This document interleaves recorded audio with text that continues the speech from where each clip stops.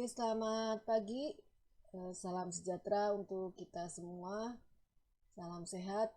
Semoga kita semua baik-baik saja dalam lindungan Tuhan Yang Maha Kuasa. Baik, kita akan mempelajari pada kesempatan kali ini lebih lanjut tentang nearest neighbor, ya. Setelah beberapa waktu yang lalu kita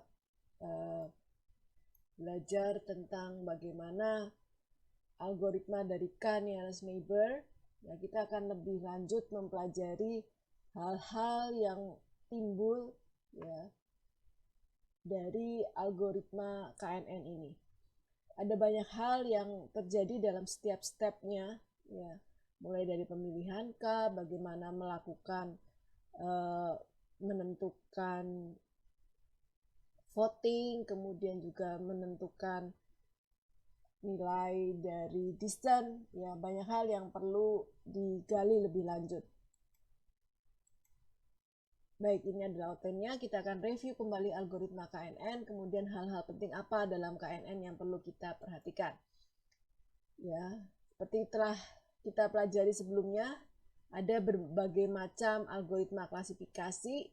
Salah satunya adalah KNN, yang lain adalah ada SVM, naive Bayes, decision tree classification atau DCT, random forest classification RFC, dan juga ada artificial neural network atau juga kita kenal dengan nama ANN.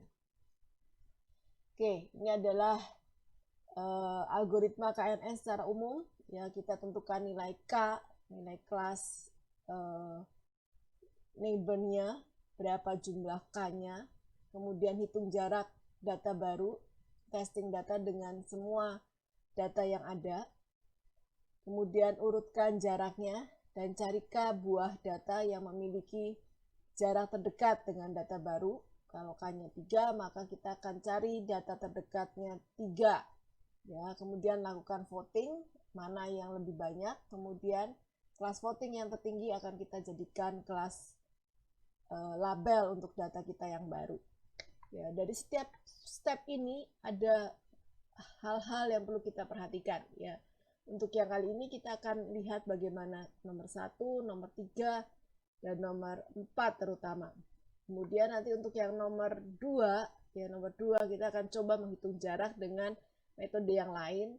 Akan tetapi untuk yang dengan semua data, ya, ini nanti kita akan pelajari pada sesi berikutnya, ya, karena apakah perlu semua data training, ya, kita ukur jaraknya terhadap data testing kita. Ya, ini artinya adalah kalau kita punya, ya, misalnya, ya, sebagai contoh kita punya 100 data training, ya, 100 data training, kita punya 1 data testing, apakah kita harus, ya, mengukur jaraknya terhadap 100 data ini? Ya, nanti ini kan kita pelajari, ya, apakah harus semua data. Karena kalau semua data, bisa Anda bayangkan, ya, nanti berapa kompleksitas waktunya. Yang sudah pasti adalah ini kalau ini 1, ya, maka ini adalah ON, ya, ON. Tapi kalau ininya misalnya sejumlah M, ya berarti akan O kali M. Ya, belum ditambah berapa atributnya, menjadi O kali M kali atribut, misalnya kita sebut sebagai K. Ya, ini kompleksitas waktunya, ya. Baru satu jalan, ya. Ya, jumlah N-nya, jumlah M-nya, dan jumlah atributnya. Baik. Kita lihat dulu hal-hal penting yang dalam KNN, bagaimana mengukur jarak, berapa banyak neighbor-nya, tetangga yang seharusnya dipertimbangkan jumlah K-nya, haruskah seluruh titik sama bobotnya, atau beberapa titik memiliki informasi yang lebih dari yang lainnya, dan bagaimana mengkombinasikan informasi yang lebih dari observasinya. Ya, kemudian bagaimana jika tiap atribut memiliki rentang yang sangat-sangat berbeda. Ya. Oke. Kita lihat dulu bagaimana mengukur jarak. Ya, pada pertemuan sebelumnya kita kita sudah coba bagaimana mengukur jarak itu dengan Euclidean distance ya. Kalau saya gambarkan Euclidean distance itu bagaimana kita mengukur jarak ya, misalnya seperti ini gambarnya ya. Ini sumbu X-nya, ini sumbu Y-nya. Kemudian kalau ada dua titik seperti ini ya, misalnya ini titik A dan titik B ya, maka mencari jarak dari A ke B ya itu adalah menggunakan ini ya, menggunakan sisi miringnya ini. Ini kalau Euclidean distance ya.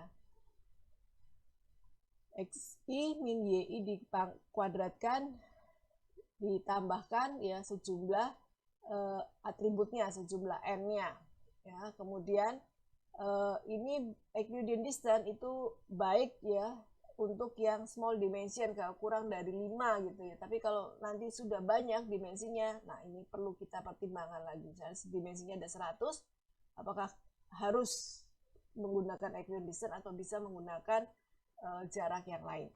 Kemudian kalau tidak ada outlier ya, maka Euclidean distance ini baik jika digunakan. Tapi kalau jika ada data-datanya outlier ya, ada menyimpang gitu ya outlier itu, maka jarak Euclidean mungkin tidak tepat. Kemudian Manhattan atau city block. Nah, ini agak sedikit berbeda. Di sini tidak kita kuadratkan ya, tidak kita kuadratkan karena cara mencari jarak pada Manhattan itu seperti ini ya. Jadi kalau sama seperti tadi, misalnya titiknya seperti ini, tidak melewati garis ini, tetapi dari sini sini. Nah, ini adalah Manhattan dari A tambahkan dengan B, ini Manhattan ya. Jadi kalau yang Euclidean ini adalah yang ke C ya, ke sini. Ya, jadi bisa mencari jarak lewat sini atau dari sini kemudian ke sini, ini adalah Manhattan. Multidimensional, kalau lebih dari 5 itu cocok kalau kita menggunakan Manhattan atau city block dan bisa untuk mengatasi outlier. Yang ketiga ini adalah namanya Minkowski ya. Minkowski ini generalisasi dari Euclidean dan Manhattan ya. Jadi kalau Q-nya sama dengan 2, Q-nya sama dengan 2 ya, ini Anda perhatikan ini XI min YI-nya dikuadratkan ya. Kemudian 1/2 ya. Ya berarti 1/2 itu berarti di akar gitu kan, maka dia adalah termasuk ke Euclidean. Tapi kalau misalnya Q-nya sama dengan 1, dia adalah Manhattan. Ini 0 ya, berarti tidak kita kuadratkan. Ini juga hasilnya 1 ya, nggak perlu ada, sehingga ini adalah Manhattan. 1/1 hasilnya 1 ya, jadi nggak perlu kita akarkan, itu adalah Manhattan. Jadi ini adalah Minkowski, itu adalah generalisasi dari Euclidean dan Manhattan. Nah, jadi kalau saya gambarkan atau saya tuliskan, kalau Manhattan itu Q ya, kalau Q-nya 2 atau Q-nya 1, Q-nya 1 itu adalah Manhattan ya. Tapi kalau Q-nya 2, Q-nya 2 itu adalah Euclidean ya, seperti itu. Kemudian yang berikutnya adalah Mahalanobis ya. Mahalanobis ini juga bisa digunakan untuk menghitung jarak ya, terutama untuk yang multivarian variabel ya. Biasanya kalau bentuknya misalnya seperti ini ya, ini kita mau cari titiknya, kemudian C saja ya, misalnya ini titik-titik lainnya ya, kita agak kesulitan ya kalau mencari menggunakan Euclidean distance, mungkin ya berapa jaraknya, maka kita bisa gunakan Mahalanobis ya. Ini rumusnya, akar dari X min M, M-nya adalah vektor dari nilai min rata-rata dari variabel independennya. Jadi kita cari dulu berapa nilai rata-rata dari variabel independennya. Ini vektor data yang vektornya yang kita cari, biasanya kita buat pakai vektor gitu ya. Kemudian kita kurangkan, kemudian di T.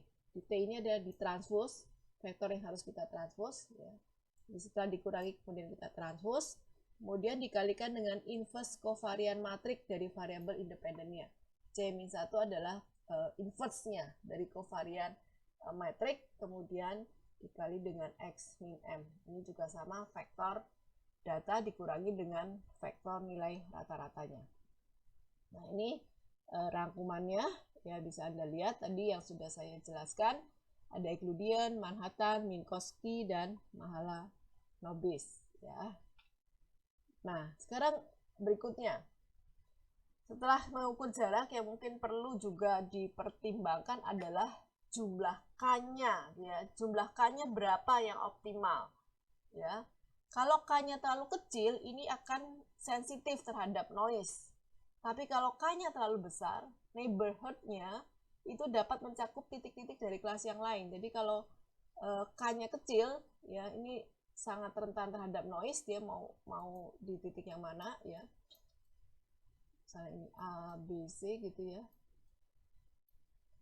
E gitu. Nah, tapi kalau nanti terlalu besar ya, neighborhood-nya terlalu banyak, ini nanti akan F gitu ya misalnya. Ini mungkin akan kelasnya akan bersinggungan ya. Sehingga ini juga akan menimbulkan bias ya. Sehingga perlu dilakukan pemilihan dengan meminimumkan estimasi error klasifikasi ya. Bisa kita lakukan training, nanti dilihat hasilnya kayak yang paling optimum itu dinilai berapa ya. Kemudian berikutnya, haruskah seluruh titik itu sama bobotnya ya. Jadi ternyata tidak harus semua titik itu memiliki bobot yang sama ya. Gunakan pembobotan atau weight nanti ya. Nah, ini kita bisa gunakan kalau nanti titik-titiknya kita mau kasih bobot dengan kombinasi fungsi kombinasi. Bisa dengan simple unweighted voting ya. Jadi ini yang simple unweighted voting itu adalah kita tidak lakukan pembobotan, tetapi ketika melakukan vote kita anggap seperti algoritma yang kita lakukan ya. Kalau misalnya jumlah vote-nya banyak ya, maka itu kelas yang terpilih ya. Jadi nanti kita bisa menghitung nilai confidence-nya. Jadi contoh kalau K-nya 3 terdapat 2 record yang lebih dekat ke suatu record, maka nilai confidence-nya adalah 66,67 ya. Ini simple unweighted voting tanpa pembobotan. Kemudian dengan weighted voting ya, diharapkan bisa memperkecil kesalahan karena dia melakukan bobot terhadap titik-titiknya ya, merupakan kebalikan ya, membuat bobotnya merupakan kebalikan dari proporsi jarak dari record baru dengan klasifikasinya. Vote dibobotkan dengan inverse square dari nilai jaraknya ya. Ini contohnya ya. Misalnya ya, contoh ini ada data new, dark gray, medium gray, kemudian edge, NA per K, edge dengan MMN ya, dengan min max ya, NA per K dengan min max juga ya. Kita lihat edge ya, new edge, new dengan A ya. Kita akan menggunakan MMN ya, MMN dengan NA per K-nya juga MMN. Kita sudah lakukan proses diskritisasi ya. 0,05 dikurangi 0,0467 dari A ya. Dari sini ke sini ditambah dengan ini ke sini ya. Sama ya. Ini yang ini ya. Hasilnya 0,004, kemudian ke B 0,58, ke C 0,05 ya. Kemudian kita vote ya, kita vote tadi vote-nya adalah 1 per ya jaraknya ya. Anda lihat kembali bagaimana membuat weight votingnya. Di sini kita back sedikit ya. Kembalikan proporsi jarak dari record baru dengan klasifikasi ya. Proporsi jarak kembalikannya jadi 1 per jarak dari ininya ya. Oke, 1 per jarak dari ini kuadratkan, hasilnya kira-kira 51.000 sekian, sementara ke medium gray itu 672. Nah, sehingga kalau Anda perhatikan vote dark gray-nya itu lebih besar dari vote medium gray ya, nilainya lebih besar, maka yang dipilih vote tertinggi yaitu dark gray. Ini kita menggunakan pembobotan ya, simple bobot ya. Nah, bagaimana mengkombinasikan kalau informasinya lebih dari observasinya? ya. Jadi kita gunakan yang namanya quantifying atribut relevansi. Ini hampir mirip, tapi yang kita kita perhatikan adalah bukan saat voting ya, kita boboti voting tadi ya, tetapi pada atribut-atributnya ya. Adanya kemungkinan suatu atribut ya ini ya, memiliki informasi yang lebih penting terhadap informasi yang lainnya. Jadi misalnya ya, kita katakan bahwa informasi N per K itu 3 kali lebih penting dari H. H-nya nggak penting. Maka di sini ketika melakukan proses perhitungan jarak, N per K-nya itu kita lakukan pembobotan juga di sini. Ya, di sini ya kita kasih 3 karena kita anggap lebih penting 3 kali lebih penting dari H-nya. Oke, jelas ya. Jadi tidak semua atribut kita anggap sama. Ada atribut yang kita anggap lebih penting sehingga kita beri bobot yang lebih. Jadi dalam contoh kali ini kita anggap bahwa N per K itu, NA per K itu lebih penting daripada H sehingga 3 kali lebih penting. 3 kali lebih penting di sini. Nah, 3 kali lebih penting, maka ini kita kalikan dengan 3. Ya. Oke. Jadi sudah ya, tadi kita bobot di atribut, kemudian bagaimana memilih K-nya, bagaimana menghitung jarak, kemudian juga bagaimana melakukan pembobotan pada voting. Ya. Nah, sekarang ada lagi masalah yang lain, yaitu bagaimana jika tiap atribut itu rentang nilainya memiliki rentang nilai yang sangat-sangat berbeda. Ya, rentang nilainya itu berbeda banget. Kita lihat contohnya. Nah, seperti ini. Contoh ya, gaji per bulannya 3 juta, jumlah anak 1. Kemudian gajinya 6 juta, jumlah anak 5, ini golongannya menengah dan kaya. Nah, ketika kita lakukan proses perhitungan jarak, ya, maka jumlah anak ini seolah-olah tidak ada artinya. Ya, kalau Anda perhatikan ini diakarkan 250 juta sekian 0009 gitu ya. Ini kan kecil banget. Ini adalah pengaruh dari jumlah anak dari D3 ke 1 ya, 4,4 dikuadratkan dengan 3 kuadrat 9 ya. Sementara ini kan tinggi sekali ya. Nah, ini enggak apa ya, seolah-olah ini tidak ada artinya, padahal sebetulnya dia sangat mungkin memiliki arti gitu ya, memiliki arti. Nah, apa yang harus kita lakukan? Ya, yang harus kita lakukan adalah kita melakukan apa ya? Normalisasi ya, normalisasi terhadap data yang tadi range-nya terlalu tinggi ya, dengan menggunakan rumus normalisasi atau standarisasi sebelum melakukan klasifikasi. Jadi kita lihat dulu ya, lihat dulu datanya, apakah seimbang apa enggak datanya. Range-nya ya, range-nya itu seimbang enggak? Apakah dari 0 sampai 1 juta tadi atau 10 juta atau range-nya hanya 0 sampai 10. Nah, ini harus Anda pertimbangkan. Nah, kalau itu terjadi kita bisa gunakan normalisasi, bisa menggunakan min-max normalization atau z-score standardization ya. Atau yang untuk yang kategori, kalau nanti ada yang kategori itu kita bisa lihat menggunakan different xi, yi. Jadi kalau dia sama kita kasih nilai 0, tapi kalau dia tidak sama kelasnya ya, dari data testing kita ke data training kita, maka kita kasih nilai 1 ya, seperti itu. Kita lihat contohnya. Ya, ini ada nilai variabel untuk age dan gender, ini contoh ya. Ini age, kemudian kita hitung min max-nya, kita hitung z-score-nya, ini gendernya. Ini kategorikal ya, male, male, dan female. Nah, misalnya nilai minimum age-nya adalah 10, ini contoh saja. Range-nya 50, ya, range-nya 50, kemudian standar deviasinya 15, min-nya 45. Kita cari, kita masukkan rumus min max ya pada age, 50 dikurangi 10, ya, dari A ke B ya. Dari kita cari dulu masing-masing baris ini, kita cari dulu min max-nya. 50 per 10 dibagi 50 sama dengan 0,8. Ya, ini minimumnya, ini range-nya. Ya, ini yang kita cari ya. 20 dikurangi 10 per 50, 50 kurangi 10 seperti ini. Kemudian yang H Anda perhatikan X kita yang akan kita yang ini ya, H-nya ini 50 dikurangi 45, min-nya dibagi dengan standar deviasinya.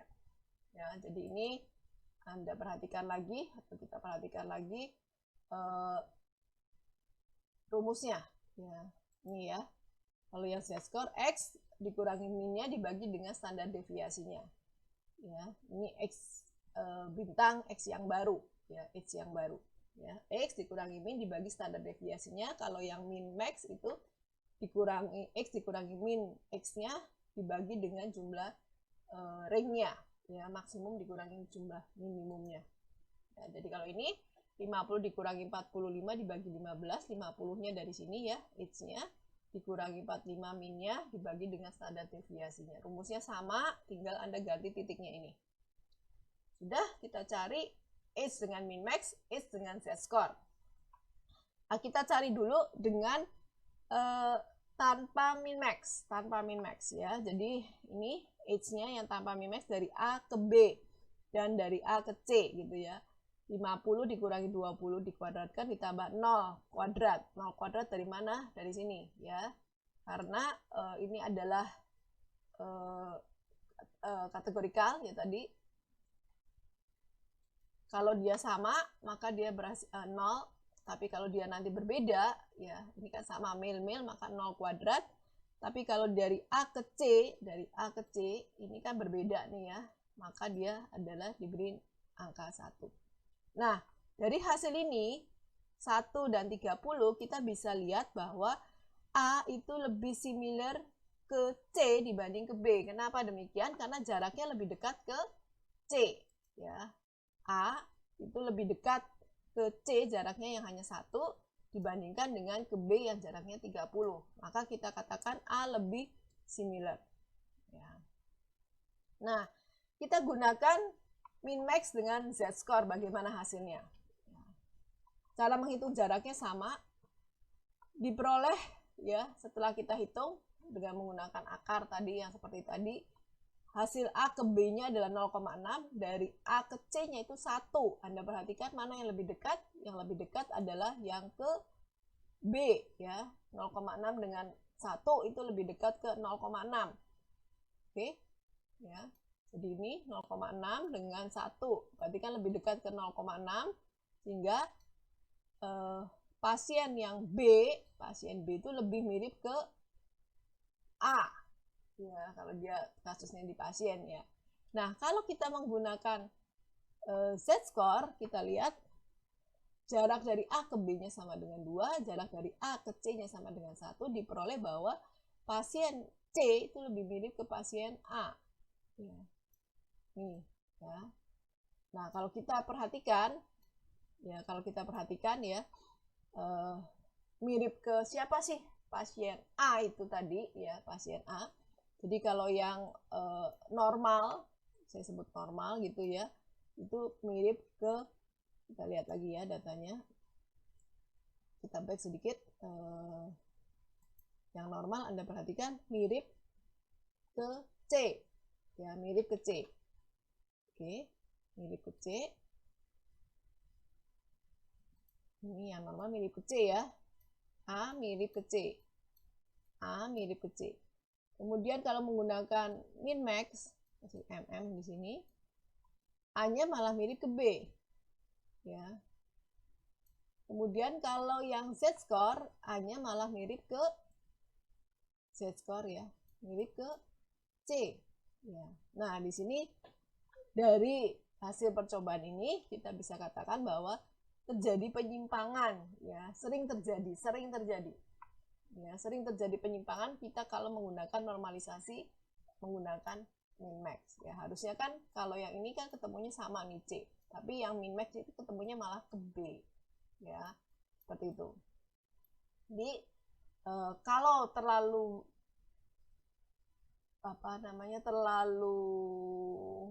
perbedaannya terlalu jauh ya, maka kita gunakan konsep normalisasi saja.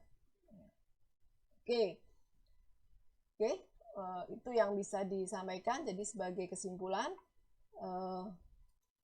kita perhatikan kembali hal-hal apa yang harus kita pertimbangkan dalam menentukan ya atau menggunakan algoritma KNN. Bagaimana mengukur jarak, tadi ada 4 ya yang bisa Anda gunakan. Kemudian neighbor ya, berapa jumlah K-nya, jangan terlalu kecil, jangan terlalu banyak ya. Kemudian apakah semua titik harus punya bobot yang sama atau beberapa titik memiliki informasi yang lebih dari yang lain ya. Jadi bisa Anda buat lakukan voting. Vote-nya kita kasih bobot ya, dengan cara yang tadi tanpa bobot atau dengan bobot vote-nya. Kemudian kalau terjadi kita perlu mengkombinasikan informasi yang lebih dari observasinya gitu ya, maka sebelum kita hitung jaraknya, maka kita buat tambahan bobot ya, mana yang akan dibuat bobot yang lebih. Kemudian kalau tiap atributnya memiliki rentang yang berbeda, maka kita lakukan normalisasi pakai min-max atau z-score ya. Dari hasil percobaannya yang min-max itu lebih banyak penyimpangan dibandingkan dengan menggunakan z-score. Nah, ini yang harus Anda pertimbangkan. Nanti masih ada satu lagi yang harus kita perhatikan, apakah semua titik yang ada di data training kita itu harus kita ukur jaraknya terhadap data testing kita, atau dengan kata lain, apakah data testing kita itu harus dicari jaraknya ke seluruh titik data training kita ya. Seharusnya tidak ya, mesti ada cara ya. Nanti setelah ini kita akan belajar tentang hal tersebut ya. Mungkin 2 pertemuan berikutnya kita akan belajar bagaimana cara mengatasi hal tersebut, karena kalau nanti semuanya dihitung ya tentu tadi komputasinya akan semakin tinggi.